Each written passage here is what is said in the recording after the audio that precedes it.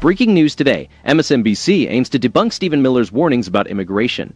The critical issue at hand is determining who truly benefits from mass migration. Is it ordinary Americans, or the political and corporate elites who thrive on open borders? Stay with us for more insights. Hello, and welcome to That News Show, where we discuss the latest facts, fakes, and hypocrisy as reported by the legacy media. Let's roll the tape. MSNBC reports that Velshi exposes why Stephen Miller's math doesn't add up. It's worth asking whether MSNBC is genuinely interested in fostering an honest debate or simply aiming to discredit those who oppose open borders. The pattern seems clear. Whenever someone from the Trump administration voices concerns about illegal immigration, many experts are quick to dismiss these concerns as unfounded. This dismissal often comes from Democrats, globalists, and corporate elites who all stand to benefit from mass migration while working Americans bear the costs. Perhaps the real issue we need to address is the overlooked consequences of these policies. How much longer can we afford to ignore them? Let's get rolling.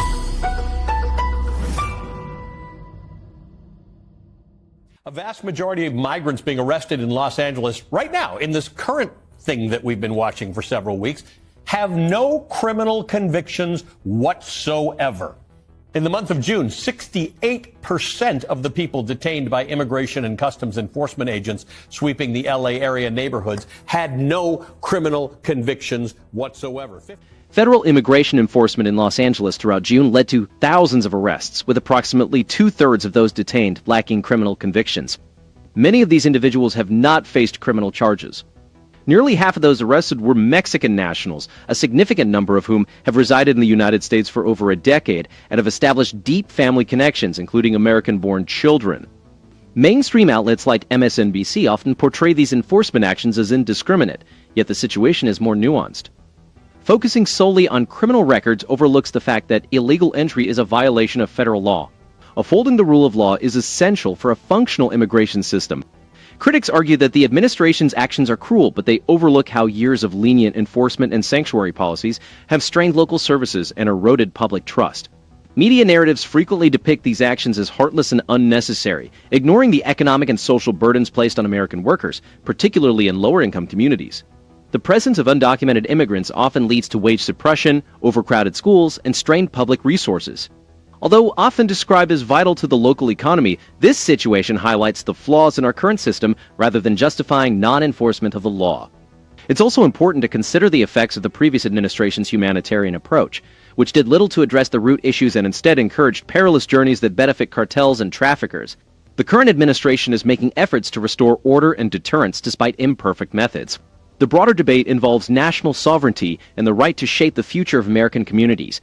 Advocates for open borders and their media allies emphasize compassion, but seldom consider the perspectives of American citizens who feel increasingly sidelined in their own country.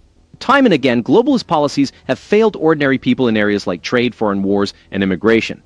Prioritizing the needs of American workers and families means consistently enforcing our immigration laws, even when it is politically challenging. To them, a Los Angeles without immigrants is hardly a Los Angeles at all. For more on this, I'm joined by Pulitzer Prize-winning reporter Caitlin Dickerson. She's a staff writer for The Atlantic. Also, Ray Suarez is the host of the podcast Going for Broke. He's the author of several books about immigration and the Latino community, including his latest, We Are Home, Becoming American in the 21st Century, and Oral History. Welcome to both of you. Thank you for being with us. Caitlin, you've reported on this for a long time. The discussion surrounding Los Angeles and its immigrant population is often oversimplified into emotional appeals and broad statements. The truth is far more nuanced. Immigrants are integral to the fabric of Los Angeles, yet the debate isn't about erasing this history or denying humanity. It centers on whether policies adequately prioritize the rule of law and the interests of American citizens.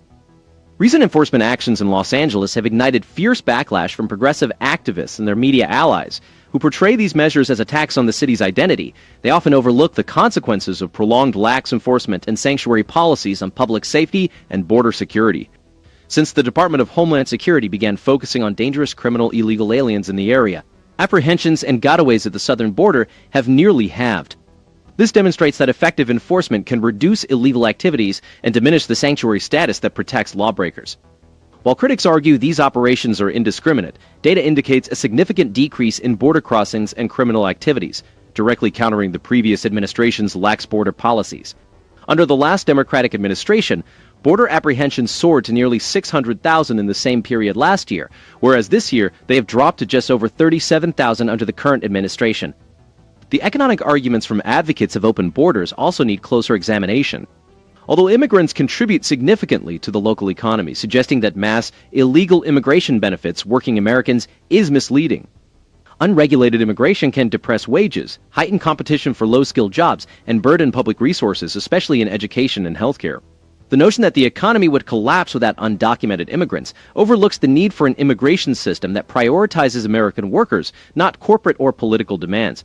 Mainstream coverage often fails to address the broader political motives behind the push for looser immigration policies, which extend beyond mere compassion to issues of power. There is a clear partisan divide, with Democrats using immigration as a wedge issue to potentially reshape the electorate and secure a political upper hand. Meanwhile, working-class Americans bear the brunt of policies shaped by elites far removed from their consequences. This is not an argument against all immigration, but a plea for an orderly, merit-based system that respects national sovereignty and prioritizes citizen interests. The globalist approach, which views borders as obsolete and national identity as irrelevant, has consistently failed American workers.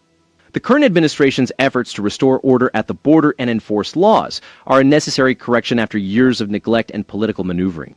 As Los Angeles continues to navigate these challenges, we must ask, whose interests are truly being served by our immigration policies? Really reducing people down to a single statistic. What this administration is struggling with now, though, is that's obviously not the case. So you're seeing these viral stories of beloved, restaurant workers, star students, parents of U.S. Marines, U.S. veterans being picked up by ICE, and the ripple effects that those arrests are having in their communities. So it's not only do the numbers that Stephen Miller put forward not make sense at all in a city that's got, by the way, a massive economy, a $1.3 trillion GDP with 950 or so thousand undocumented immigrants, to lose all of those workers. Again, it just doesn't make sense that the economy would continue to function in a healthy way. But reducing individuals to mere statistics is a critical error, yet MSNBC often succumbs to this in their coverage, particularly regarding immigration. Their segments rely heavily on emotional anecdotes from restaurant workers, students, and Marines' relatives to depict indiscriminate enforcement, yet they overlook essential broader context and facts crucial to American workers and families. MSNBC's coverage is notably unbalanced. While their fact-checking is thorough in some areas, it remains selective. They point out that most fentanyl traffickers are citizens, and many undocumented immigrants contribute taxes and fill vital roles. They disregard the significant issues of wage suppression and job competition that unregulated immigration poses to the working class.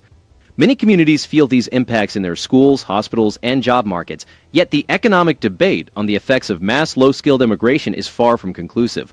MSNBC presents a one-sided narrative, dismissing valid concerns about wage pressure and resource strain. The network's reliance on expert opinions often favors proponents of high immigration or open border policies, with scant attention given to voices from border communities or labor economists who highlight the negative aspects. Although MSNBC excels in visual storytelling and personal narratives that engage viewers emotionally, they often fail to provide a balanced view of the policy debate.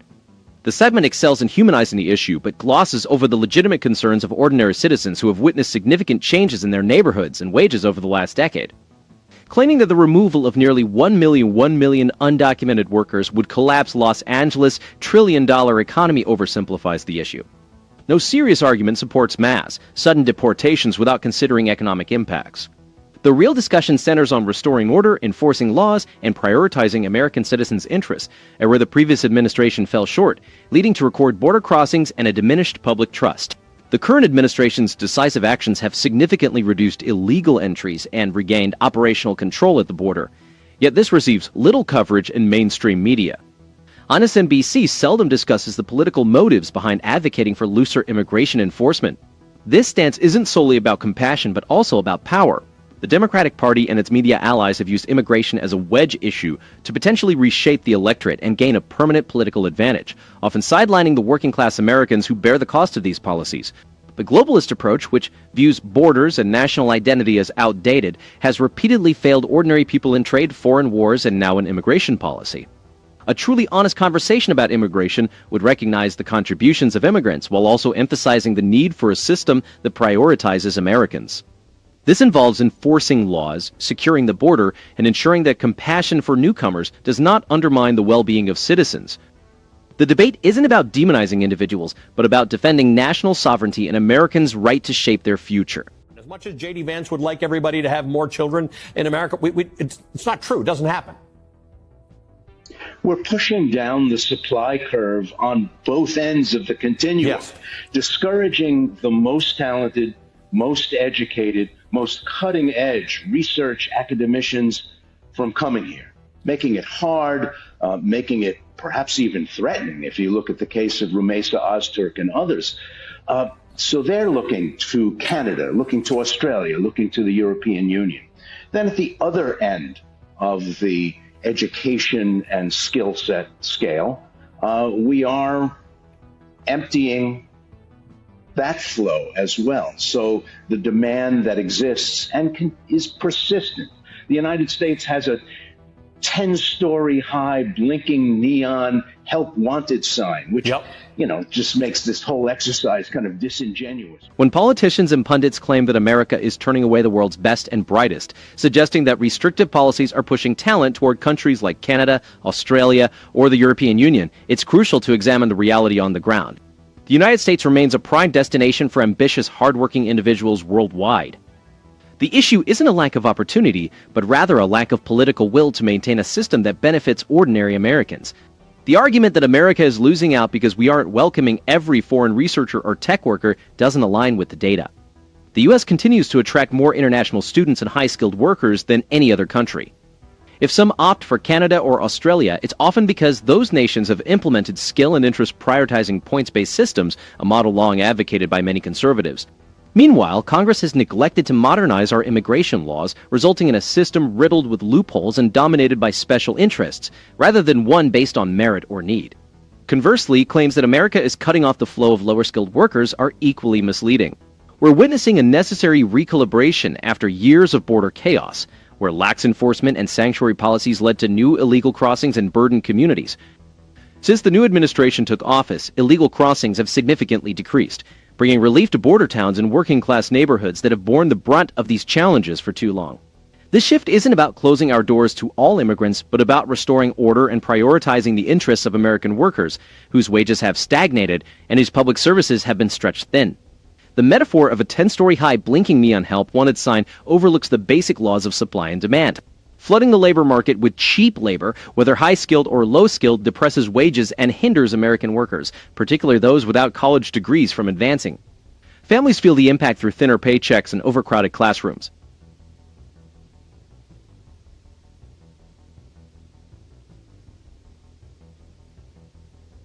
While lower labor costs might benefit large corporations and elite universities in the short term, the long-term effects include diminished job prospects and eroded social cohesion. When discussing other countries as talent magnets, it's important to note that they haven't forsaken their national interests or borders. Countries like Canada and Australia enforce strict controls to ensure immigration benefits their citizens first. In contrast, the U.S. has seen globalist elites from both parties use immigration as a tool for cheap labor and political gain, leading ordinary Americans to foot the bill. The previous Democratic administration, in particular, neglected border security and overlooked the needs of working families, favoring the demands of activist groups and corporate donors instead. Fiscal responsibility is another critical aspect often overlooked. While some argue that immigrants bolster the federal government's finances, the true driver of our growing debt is Congress's reckless spending, not immigration policy. If lawmakers were genuinely focused on fiscal health, they would prioritize entitlement reform and waste reduction rather than leaning on immigration as a scapegoat. Ultimately, America's immigration debate isn't about closing ourselves off from the world or rejecting talent. It's about reinstating a system that upholds the national interest, rewards merit, and safeguards the livelihoods of American families. Until Congress commits to meaningful reform and enforcement, familiar talking points about economic theories and flashy metaphors will do little to resolve the real issues facing our nation. And there you have it. Ask yourself, why does the left-wing media consistently defend open borders while dismissing those who question the impact of unchecked immigration? They profess to champion American workers, yet their policies often depress wages and disrupt communities.